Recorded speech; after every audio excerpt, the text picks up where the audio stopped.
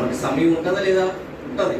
TV చూడడానికి సమయం ఉంటుంది, ఫోన్ చూడడానికి సమయం ఉంటుంది, అలాగే స్నేహితులతో బంధువులతో మాట్లాడటానికి సమయం ఉంటుంది, అన్నింటికి సమయం ఉంటుంది, అన్నింటికి టైం ఉంటుంది. కానీ మనం ఎక్కడికి వచ్చినప్పటికీ టైం ఉండదు. దేవుణ్ణి ప్రార్థించుకోవాలన్నా, దేవుని వాక్యం చదువుకోవాలన్నా సమయం దొరకదు. సమయం ఒకడు ఈ లోక అపవాది వాడు చాలా తెలివైనడు. వాడు చాలా యేసుక్రీస్తు వారినే, ఈ లోకాలకు కలుగు చేసిన మహాత్ముడినే, మన దేవుణ్ణే, యేసుక్రీస్తు వారినే ఆయన ప్రక్కతో పెట్టడానికి తీసుకుపోయి, ఎక్కడ తీసుకుపోయాడు? ఆయన్ని పర్వతం మీద తీసుకుపోయి ఈ లోక రాజ్యాలన్నీ నాకు అప్పగింపబడి ఉన్నాయి, నాకు మొక్కితివా, ఇవన్నీ కూడా నీకు ఆయన సాతాను ఎప్పుడు పెట్టి ఇవన్నీ ఎవరు కలిగేశారు? దేవుడు కలిగేస్తే దేవుడికే పోచేస్తాడు. చూడండి, మనకి ఇంకెంత సింపుల్ గా పోచేస్తాడు, మనకి సింపుల్ గా తొలగించేస్తాడు. దేవుని వాక్యం చదవకుండా, దేవుని ప్రార్థించకుండా, దేవుని సన్నిధికి రాకుండా, దేవుని పనులు చేయకుండా చాలా సింపుల్ అన్నాడు. ఎలాగా మంచి తాగడం సులువు. చూసారు, మంచినీళ్ళు తాగడం కష్టమా సులువా? చాలా సులువుగా మనం చిక్కులో పెడతాడు, సులువుగా మనం దేవుని దూరం చేసేస్తాడు. కనుక మనం చాలా జాగ్రత్తగా ఉండాలి. ఈ మాట తలంచుకోవాలి. యేసుక్రీస్తు వారికే బోధ చేయంటే నాకు ఇంకెంత బోధ చేస్తాడు, నన్ను ఇంకెంత తొలగిస్తాడు, దేవుని దూరంగా ఇంకెంత దూరం తీసుకుపోతాడు. ఆయన తీసుకుపోయాడు యేసుక్రీస్తు వారిని ఒక క్షణంలో అంట, ఒక క్షణంలో ఆయన తీసుకుపోతే మనం అంత భక్తుపరులమా? యేసుక్రీస్తు వారు అంత భక్తుపరులమా, అంత నీతి భక్తులమా? కాదు. మనల్ని ఎప్పుడో తీసుకుపోయాడు. ఎప్పుడో ఉన్నాం, వాడి బందిలో ఉన్నాం, మనం వాడి సంఖ్యలోనే ఉన్నాం, వాడి ఆధీనంలో ఉన్నాం మనం. కానీ ఆ ఆధీనం నుండి, ఆ సంఖ్య, ఆడి బందీ నుండి విడిపింపబడాలంటే మనకి ఏం కావాలి? దేవుని వాక్యం కావాలి. దేవుని మాటలు వినడం వల్ల విశ్వాసం కలుగుతుంది. విశ్వాసము మాటలు, ఈ మాటలు మనల్ని వాడి నుండి దూరపరిస్తాయి, వాడి నుండి విడిపిస్తాయి. ఈ ఒక అపవాది సాతాను చాలా బలమైన వాడు. ఆడి బలం చాలా బలమైంది, ఆడి శక్తి చాలా శక్తిమంతుడు. కానీ అంతకంటే శక్తివంత మాటలు ఇవి, వాడిని ఎదిరించే మాటలు ఈ ప్రపంచం ఎక్కడ ఉండవు. బైబిల్ గ్రంథంలో 66 గ్రంథాలనే మనకు దొరుకుతాయి. కనుక ఈ 66 గ్రంథాలు మనకు సమయం ఉన్నప్పుడల్లా చదువుతూ ఉండాలి. అలాగే సేవకులు చెప్పిన మాటలు, ఇక్కడ అన్నయ్య గారు కానీ, నేను కానీ, గంగాధర్ గారు కానీ చెప్పిన మాటలు అప్పుడప్పుడు ఏం చేయాలి? మీరు ధ్యానించుకుంటూ ఉండాలి, గమనించుకుంటూ ఉండాలి. ఈ వారం ఏం చెప్పారు సంఘంలో. కనుక ఆ మాటలు మనం పెన్ను నోట్స్ తెచ్చుకోవాలి కంపల్సరీ. పిల్లలు చదువుకున్న పిల్లలు ఏం చేయాలి? పెన్ను నోట్స్ కంపల్సరీ తెచ్చుకోవాలి. తెచ్చుకుంటే ఏమవుతుందంటే ఒకసారి మర్చిపోతాం, మనం మర్చిపోవడం ఎక్కువ అందరికీ. అప్పుడు ఏం చేస్తాం? మనం మర్చిపోయినప్పుడు ఈ వారం డేట్ చూసుకుంటాం. ఎలా తారీఖు ఎంత? ఎలా 7వ తారీఖుని ఏం చెప్పారు, ఆదివారం ఏం చెప్పారు అన్నప్పుడు మనం రాసుకుంటే, రాసుకున్న మాటలు అప్పుడు మనం బైబిల్ తీసి అవి 4 మాటలు చదువుకోండి, అవి మనకి జ్ఞానాన్ని ఇస్తాయి. జ్ఞానం గల మాటలు, ప్రపంచం కలిగేసే మాటలు ఇవి. ఈ ప్రపంచాన్ని కలిగేసే మాటలు ఈ ప్రపంచంలో ఉన్నాయా? చదువులు ఉన్నాయా? ఇప్పుడు చెప్తున్నా చదువులు ఉన్నాయా? లేవు.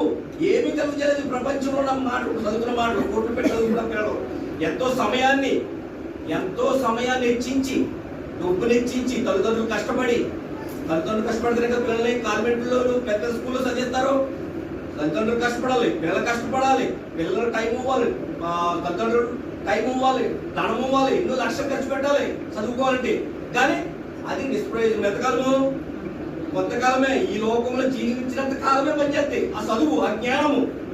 కానీ ఈ జ్ఞానం అయితే పరలోక సంబంధమైన జ్ఞానము. ఈ లోకంలో మనకు పనిచేస్తుంది. అలాగే మరో జీవితం, మరో లోకము, పరలోకము తీసుకెళ్లే మహాజ్ఞానం గల మాటలు ఇవి. అందుకంటారు అన్నయ్య గారు, కోట్లు పెట్టిన దొరకని మాటలు ఇవి. కోట్లు పెట్టిన మీరు ఎన్ని కోట్లు ఇచ్చినా పరలోకం సంపాదించుకోగలరా? ఎన్ని కోట్లు ఇచ్చినా, ఎంత ఇచ్చినా కానీ పరలోకాన్ని మనం సంపాదించుకోలేము. ఈ లోకం సంపాదించుకొచ్చాము. నువ్వు ఏంటి? ఒక ఉద్యోగం కోట్లు పెట్టి చదువుకుని, ఒక కలెక్టర్ కానీ, ఒక లాయర్ కానీ, ఒక డాక్టర్ కానీ ఏదో సంపాదించుకోవచ్చు ఈ లోకంలో డబ్బు ఖర్చు పెట్టి.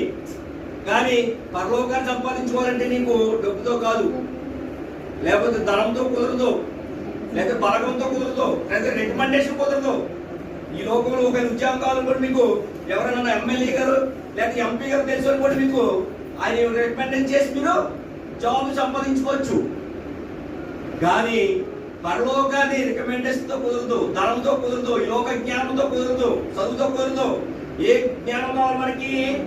దేవుని జ్ఞానం కావాలి. దేవుని జ్ఞానం ఉంటేనే ఆ లోకానికి వెళ్ళగలం, పరలోక రాజ్యం సంపాదించుకోగలం. కనుక ముఖ్యమైన సంగతిని మీరు హృదయంలో భద్రపరచుకోవాలి, ముద్రేసుకోవాలన్నా. దేవుని మాట ఉంటేనే, దేవుని జ్ఞానం ఉంటేనే, దేవుని ఆజ్ఞల ప్రకారం నడిస్తేనే, జీవిస్తేనే, బ్రతుకుతేనే పరలోక రాజ్యం వెళ్తారు. కానీ ఈ లోకంలో ఏదో చాలా మంది చాలా తెలివితేటలకు ఆలోచిస్తారు. ఈ లోకంలో ఎదుటి వాళ్ళు మోసం చేయడానికి ఎన్నో ట్రిక్లు ఉపయోగిస్తారు. కానీ అవన్నీ కూడా అతనికి వస్తాయి. ఎవరైనా మోసగించారు కూడా మనం ఎవరు మనల్ని మోసగిస్తారు. వాడు అనుకుంటాడు ఎవరినో మోసగించి 1 లక్ష రూపాయలు 2 లక్షల రూపాయలు చేసుకున్నాను అని చాలా సంబరపడతాడు. కానీ దేవుడు మళ్ళీ ఎవరు ఏ పంట ఇస్తే ఆ పంటే మోస్తారు. ఆడ ఎవరికైతే మోసం చేశాడు ఇంకొక అతను మోసం చేస్తాడు. అలాంటి వ్యక్తులు బైబిల్లో ఉన్నారు కూడా. మీకు చూపిస్తున్నా. యాకోబు గారు ఆ అన్నగారిని మోసగించాడు. ఆ మోసానికి తగ్గట్టు దేవుడు వదిలిపెట్టిన ఎవరైనా ప్రపంచంలో మనం అబద్ధం అనుకోండి, అబద్ధం ఆడతారు. మనం ఎవరి దగ్గర అబద్ధం అనుకోండి, మనకి ఇంకొక అబద్ధం ఆడతాడు. ఎప్పుడు కూడా అబద్ధం ఆడుతాడు. మనకి పరిశుద్ధ గ్రంథం నీతిగా బ్రతుకు, ఎవరు అబద్ధాలు కానీ, మోసం కానీ, చెడు చేయకు, చెడు తలంపులు కానీ, చెడు ఊహలు కానీ, పాపం కానీ, దొంగతనం ఎవరైనా చేసనుకోండి, మన ఎవరో దొంగలిస్తారు. జరిగిపోతే ఏమంటే అది దేవుడు ఊరుకోడు, ఆయన. కనుక యాకోబు గారు ఆ అన్నని మోసగించాడు. ఆ అన్నని మోసగిస్తే యాకోబు గారు ఏమైనా మోసపోయినా అలా మామగారి దగ్గర లాబాన్ గారి దగ్గర మోసగించి కుమార్తె ఇస్తాడు.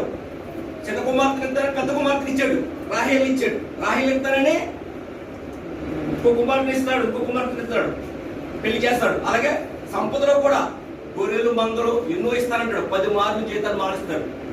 మోసపడ్డాడు లేదా? అన్నని మోసగించాడు. ఇక్కడ చుట్టూ కూరం పోసి జేసస్వాన్ని కొనేసుకున్నాడు. అలాగే అతను దీవెళ్ళు తండ్రి గారు ఇస్సాకు గారి దగ్గర దీవెళ్ళు కావాల్సి ఉంటే వాళ్ళ అమ్మగారు ఒక గొర్రెను కోసి ఈ మొత్తం శర్మం కట్టి తీసుకెళ్ళి అతను నువ్వెవరున్నాయంటే నేను యాకోబు అనుకుంటా. అప్పుడు చూస్తే అప్పుడు వాయిస్ ఏమో యాకోబు వాయిస్ ఏముంది, నువ్వు ఏంటి అని తడిపి చూస్తాడు. కనుక అనిపించు ఇస్సాకు గారికి మోసం చేస్తే మనం మోసం పడతాం. అది నడుచుకోకూడదు. మనం ఎవరినైనా మోసం చేయాలనుకున్నా, ఏదైనా అక్రమం చేయాలన్నా, ఏదైనా చెయ్యాలన్నా భయపడాలి మనం. ఎందుకు? దేవుడు చూస్తున్నాడు. దేవుడు ఎక్కిరింపబడడు. దేవుడు మనం ఏది ఇస్తామో ఆ పంటే కోస్తాం. కనుక మనం అది గమనించాలి. మొదటిగా ఎవరికైనా అన్యాయం చేసేటప్పుడు, ఎవరైనా మోసగించేటప్పుడు, ఏ మాట అబద్ధం మాట మాట్లాడినప్పుడు, అబద్ధం మాట్లాడుతున్నప్పుడు నాకెవరైనా అబద్ధం చెబుతారు, లేదు నేను అన్యాయం చేసినప్పుడు నాకు అన్యాయం చేస్తారు ఎవరొకరు. దేవుడు చూస్తున్నాడు. దేవుడు నీతిమంతుడు. ఆయన అందరికీ ఒకే తీర్పు తీరుతాడు. నాయకర్త అయినా ఈ మనుషులైతే మా అన్యాయంగా మాడొచ్చు. డబ్బున్న వాళ్ళ దగ్గర ఒకలేక, డబ్బు లేని వాళ్ళ దగ్గర ఒకలేక మాడొచ్చు. డబ్బు ఇస్తే ఒకలేక, డబ్బు ఇవ్వకపోతే ఒకలేక మాడతారు ఈ మనుషులు. కానీ దేవుడు అలాగా ఆయన ఏమైనా కొనగలమో మనం? దేవుని ఏమైనా కొనగల వ్యక్తి ఉన్నాడు ఈ ప్రపంచంలో? ఎవరు లేరు ప్రపంచంలో. ఆయన నాయకత్వ అందరికీ ఒకేలా తీరుతాడు. లేబర్కి ఏంటి, పేదవాడికేంటి, ఉన్నవాడికేంటి, అందరినీ సమానంగా చూసే దేవుడు ఆయన. అందరినీ ఒకే రీతిగా ప్రేమించే దేవుడు ఆయన. ఎవరిని అన్యాయంగా చూడైనా, ఆయనకి లేదని, ఆయనకి ఉందని ఈ భేదాలేమి ఉండవు. ఇది గమనించాలి మీరు. ప్రతి ఒక్కరు కూడా దేవుడు అందరినీ ఒకే రీతిగా చూస్తాడు. అందరికీ ఒకే తీర్పు. ఉన్నవాడికేంటి, లేని వాడికేంటి, ఎవరికైనా ఒకే తీర్పు తీర్చాడు. కనుక మనం అది గమనించి మనం దేవుని లోబడి జీవించాలి. దేవుని ఆజ్ఞలకు, దేవుని మాటలు శ్రద్ధగా అంతకంటే ప్రయాసపడుతున్నారు. అనేక ఎన్నో మీటింగ్లు పెట్టి నేను దరిదాపు అన్నయ్య గారి దగ్గరకు వచ్చి దగ్గర 17-20 సంవత్సరాలు అవుతుంది. ఎనిమిది అన్నయ్య గారి దగ్గరకు వచ్చి దగ్గర 17 పైన అవుతుంది, 15 సంవత్సరాల పైన అవుతుంది. నేను అన్నయ్య గారు ఎంతో శ్రమపడేవారు. ఎన్నో మీటింగ్లు, భారీ లెవెల్ మీటింగ్లు. ఒక్కో మీటింగ్ 5-6 లక్షలు. అంటే ఇప్పుడు 50 లక్షలు. ఇప్పుడు పెట్టాలంటే 50 లక్షలు 60 లక్షలు అవుతాయి మీటింగ్లు. అప్పుడులో 5 లక్షలు 4 లక్షలు అయ్యి, అప్పుడుతో పోల్చుకుంటే ఇప్పుడు 60-50 లక్షల పైన అవుతుందండి. అంత భారీ మీటింగ్ చేసి దేనికోసం? దేవుని కోసం. దేవుని పిల్లలు ఎంతో మంది నశించిపోతారు. అందరూ రక్షింపడాలి. నాకు తెలిసిన సత్యం కనుక అందరికీ వినిపించాలి, చేయాలి.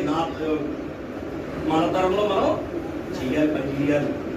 అది చేస్తేనే ఏంటి పరలోకం. అది అంతే కదా. ఇప్పుడు మీరు ఉదాహరణ మీరు పని చేస్తాక జీతం ఈ లోకరీతి చెప్తున్నాను. పని చేసిన వాళ్ళకైతే రెస్ట్ సుఖము, లేదా పని చేయడం సుఖము రెస్ట్. రెస్ట్ కావాలన్నా సుఖం కావాలన్నా లేదా సంతోషంగా ఉండాలన్నా ఏం చేయాలి? ఈ లోకంలో కష్టపడాలి, అంతే కదా. అంటారు పెద్దలందరూ అంటారు, యవ్వనంలో ఉన్నప్పుడే లేదు కష్టపడు సంపాదించుకో, రేపు అన్న రోజుని సుఖపడతావు అంటారు. ఇప్పుడు కష్టపడితే రేపు సుఖపడతావు అంటారు. మరి మనము అదే నిబంధనని మనం దేవుడి చేతికి వస్తే, దేవుడు మనం ఇప్పుడు ఉన్న కాలంలో, మనం యవ్వన కాలంలో దేవుడి కోసం కష్టపడితే మనం ఎక్కడ సుఖపడతాం? అది పరలోక రాజ్యంలో. పరలోక రాజ్యంలో సుఖపడతాని లోక సామెతలు లోక రీతిలో ఆలోచిస్తారు, కానీ దేవుని అనిపించడానికి అది పాటించారు. లోక రీతిలో ఎంతో కష్టపడతారు. రేపు పొద్దున్న నేను ఇప్పుడు ఉద్యోగం సంపాదించుకోవాలి, చదువుకోవాలి, మంచి జాబ్ సంపాదించుకోవాలి, మంచి పని చేయాలి, మంచి వ్యాపారం చేయాలి, ఎన్నో లక్షల కోట్లు సంపాదించాలి. రాబోయే కాలంలో పని చేయలేరు కొంతమంది. టైం అయిపోతుంది, 60 సంవత్సరం దాటి అనుకోండి పని చేయరు, 60, 65, 70 వచ్చినందుకు పని చేయరు. అప్పుడు ఉపయోగపడతాయి అంటారు. కానీ అది ఎప్పుడు వరకు? 70, 80 సంవత్సరాలే మీకు గ్యాప్ ఉంచుకోండి మీరు. కానీ నిత్యం ఉండదు, శాశ్వతంగా ఉండే సుఖం కాదది. అప్పుడు వరకు చేసి 70 సంవత్సరం వరకు కష్టపడింది ఏ మాత్రం మన ఈ శరీరం ముందు పెట్టి వెళ్ళిపోయాం అనుకోండి, అంతా నిష్ప్రయోజనం. ఈ శరీరాన్ని విడిచిపెట్టే వెళ్ళిపోయాం కూడా మనం అంతా బూడిదలో పోసిన పన్నీరే. బూడిదలో పోసిన పన్నీరే. ఎంత కష్టపడి ఏంటి 60 సంవత్సరం కష్టపడి ఎప్పుడో సుఖపడదాం, అప్పుడు మనం లేగలేనప్పుడు పని చేసుకున్నప్పుడు తిందాం అనుకున్నప్పుడు ఆ టైంకి వెళ్ళిపోయాం అనుకోండి, ఈ లోకాన్ని విడిచిపెట్టి ఏంటి బూడిదలో పోసి పన్నీరే. అప్పుడు దేవుడి దగ్గర నిలబడాలి. ఏంటైనా నేను పంపించాను, నీకు ఎంత కాలం ఇచ్చాను, నువ్వు ఏం చేసావు అంటే సంపాదించాను ఇంకా చేయనప్పుడు పని చేయలేనప్పుడు కూర్చుని తిందాం అనుకున్నాను ఆయన, అంతలోకి నువ్వు పిలుచుకున్నావు ఆయన అంటే అందుకోసం నేను పంపించాను. ఈ సమయాన్ని ఈ టయాన్ని బాల్య దినమయ్యందే దేవుణ్ణి స్మరణకు తెచ్చుకోవాలంట. మన చిన్నతనం నుండే దేవుని యొక్క బ్రతకాలి. చిన్నతనం నుండే సమూయేలు గారు చిన్నతనం నుండే దేవుని మందిరంలో ఆయన బ్రతికేరైన సమూయేలు గారు చిన్నతనం నుండి. అలాగే మన పిల్లలు చిన్నపిల్లలని వారు కూడా దేవుని సన్నిధికి తీసుకుని రావాలి, దేవుని మాటలు వినిపించాలి, చిన్నతనం నుండి ఉండాలి. అలాగే సామెత ఉంటుంది, మొక్కై వంగనది మురానే వంగున. చిన్నతనం నుండి అది వంగుతుంది. మొక్క చిన్న మొక్క దొరుకుతుంది, ఎటైనా వంచొచ్చు, ఎటైనా వంగుతుంది ఉంటుంది. అంతేకాని ఇంత లాభ అయిపోతుంది దాన్ని ఇలా పట్టుకుని వంచగలమా? వంచలేము. కనుక ఈనాడు ఏం చేస్తారంటే క్రైస్తవులైన తల్లిదండ్రులు కూడా పిల్లలకి నేర్పిస్తలేదు ఈ మహాజ్ఞానాన్ని, దేవుని మాటల్ని. సండే స్కూల్ పంపించడము, దేవుని మందికి తీసుకురావడానికి సిద్ధపడి కలిగి ఉండాలి, నేర్పించాలి. మహాజ్ఞానం ఇది. ఈ జ్ఞానము ఈ లోకంలో పనిచేస్తుంది, మరో లోకంలో కూడా మనకి ఉపయోగపడుతుంది, తీసుకెళ్తుంది మరో లోకానికి.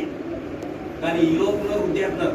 పిల్లలైన వారిని పొద్దున్న లేపేస్తారు, 4ంటికి 5ంటికి లేపి వాళ్ళ హోంవర్క్ రాసుకోవటం. లోక చదువులు హోంవర్క్ రాసుకుని బట్టలు అన్ని ట్రై అన్ని బూట్లు షూగా వేసుకుని బస్సు వచ్చేస్తారు, 8ంటికి వచ్చేస్తే క్యారేజ్ అయ్యి పెట్టేసి తల్లిదండ్రులు వాళ్ళు పంపించేస్తారు. సాయంత్రం మళ్ళీ 5ంటికి వచ్చినాక మళ్ళీ ప్రైవేట్ క్లాసులు పెట్టి మళ్ళీ వాళ్ళు నైట్ 9 వరకు 8 వరకు మళ్ళీ ప్రైవేట్ క్లాసులు మళ్ళీ వచ్చి ఆ పొద్దున మళ్ళీ ఏమైనా ఉంటే హోంవర్క్ క్లాస్కి పొద్దున మళ్ళీ పొద్దున లేదు.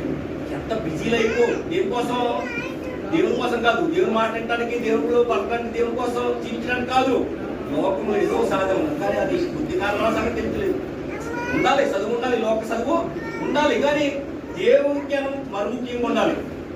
ఈ లోక జ్ఞానం లేకపోయినా పర్లేదు కానీ కొద్దిగా అంటే ఉండాలి, కానీ ప్రాముఖ్యంగా దేవుని జ్ఞానం ఉండాలి.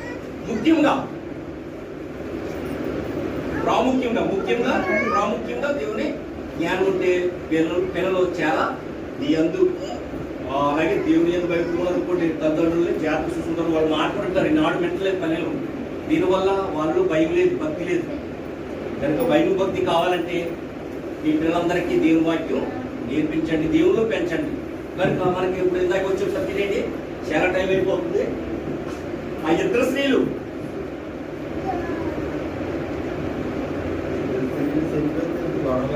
అది వాళ్ళకి మళ్ళీ వచ్చి చెప్పడరా టైం ఉందా?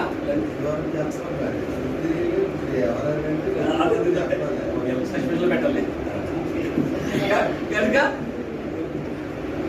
కనుక మనం దేవుడు మనకి మీరు అందుకే మాట ఈయనంటే ఇది చెప్పొచ్చు వచ్చిందంటే మీరు వీళ్ళిద్దరి పేరు చెప్పడం వల్ల మీకు ఈ స్టోరీ అంతా ఎలా వచ్చింది. ఎందుకంటే వాళ్ళిద్దరి పేరు చెప్పారు అనుకోండి వాక్యంలోకి వెళ్ళిపోదు. ఆ వాక్యంలోకి వెళ్ళిపోవడం వల్ల మీరు చదవాలి, మీరు దేవరాత్రులు దేవుడికి అంటే దేవరాత్రులు దేవుడికి అని ధ్యానించమని కీర్తనకారుడు అంటాడు. సృష్టిలో ఆలోచన చెప్పుడు అడుగుక పాపుల మార్పు నిలవక అపవాసి కూర్చుండక యెహోవా ధర్మశాస్త్రం అందు ఆనందించువాడు ఎవరైనా దేవుడి విజ్ఞానం కూర్చొని ధన్యులే కలిగి అపోస్తులు ఎంత ధన్యులైపోయారు. యేసుక్రీస్తు వారు ఎంత ధన్యకరంగా ఎంత ప్రపంచం మొత్తం ఆయన పేరు యాక్టివ్ ధన్యులుగా జీవిస్తున్నారు. కనుక వాళ్ళిద్దరు స్త్రీలు కూడా ఏం చేశారంట మీకు చెప్పిందంట, పిల్లలను కంటూ పేర్లు పెట్టారు. ఇద్దరు స్త్రీలు. ఆ ఇద్దరు స్త్రీలు ఎవరంటే ఒక స్త్రీ ఏలీ గారి కోడలు. మీకు అది కూడా చూపిస్తారు. ఏలీ గారు కోడలు వాళ్ళు చూద్దాం. ఒక గ్రంథంలోకి వెళ్దాం. 1 సమూయేలు గ్రంథము 11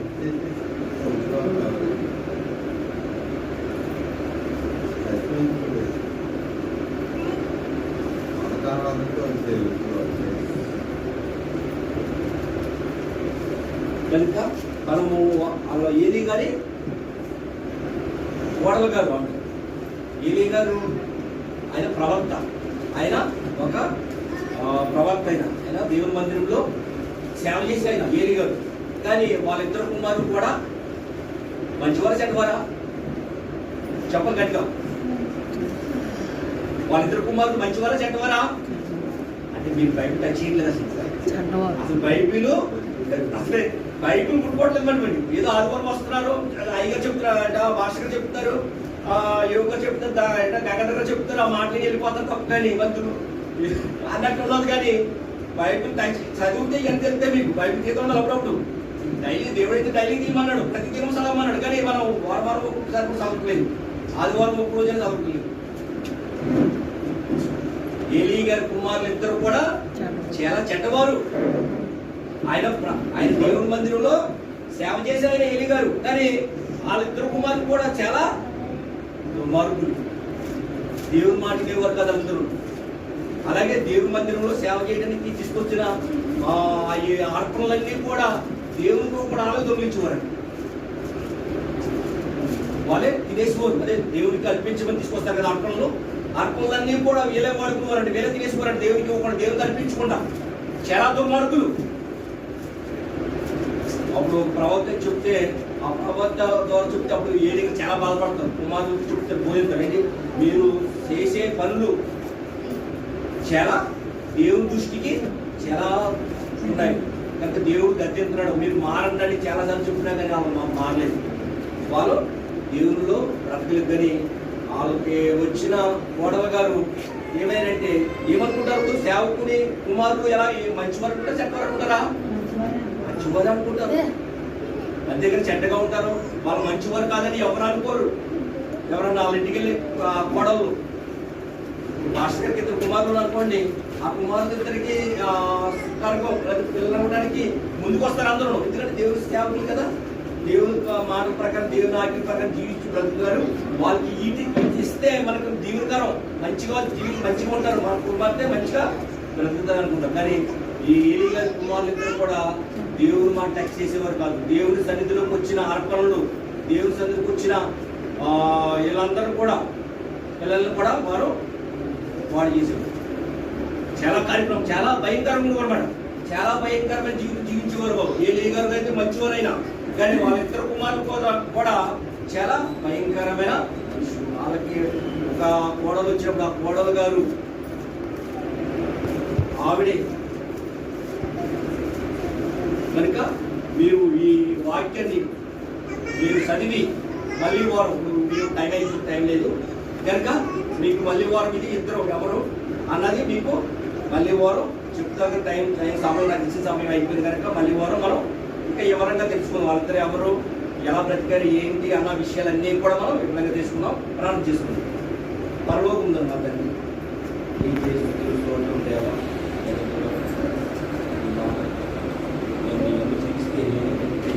మీ ఆజ్ఞ ప్రకారం మీ మాటల ప్రకారం జీవించమని బ్రతకమని మీ వాక్యం సెలవుస్తుంది. ఒక మాటలు మేము నెమరు వేసుకుని మరొక ఇవరే చెప్పుకొని ఆయన నిత్యము జీవిస్తే మాకే దీవెనకరం, మాకే మేలు. నీలో జీవించడం వల్ల, నీలో బ్రతకడం వల్ల మాకే మేలు, మాకే దీవెనకరం, మాకే ఆశీర్వకరం. కనుక బిడ్డలు తెలుసుకుని ఈ వాక్యాన్ని చదివే వారి కింద, ఈ వాక్యాన్ని దివారాత్రులు ధ్యానించే వారి కింద అది జ్ఞానము, అది జ్ఞాపశక్తిని బిడ్డలు దయచేయండి. ప్రతి బిడ్డని పేరు పేరున దీవించండి, ప్రతి కుటుంబాన్ని దీవించండి, చంటి బిడ్డలు దీవించండి, చంటి బిడ్డలు మంచి జ్ఞానం దయచేయండి. చదువుకున్న బిడ్డలకి మంచి జ్ఞానము, మంచి శక్తి, మంచి బలము దయచేయండి. నీలో ఎలా ఎదగాలి, ఎలా జీవించాలి, ఎలా బ్రతకాలి అన్న మాటలు, విషయాలు తెలుసుకుని వాళ్ళు మీలో బ్రతకాలని చూపించండి. వాళ్ళ తల్లిదండ్రులు కూడా దీవించండి. వాళ్ళు కూడా పిల్లల్ని మీలో పెంచడానికి, మీ ఆజ్ఞ ప్రకారం, మీ మాట ప్రకారం పెంచడానికి వాళ్ళు కృప చూపించండి, దయ చూపించండి. వచ్చిన ప్రతి బిడ్డని పేరు పేరు దీవించాలి.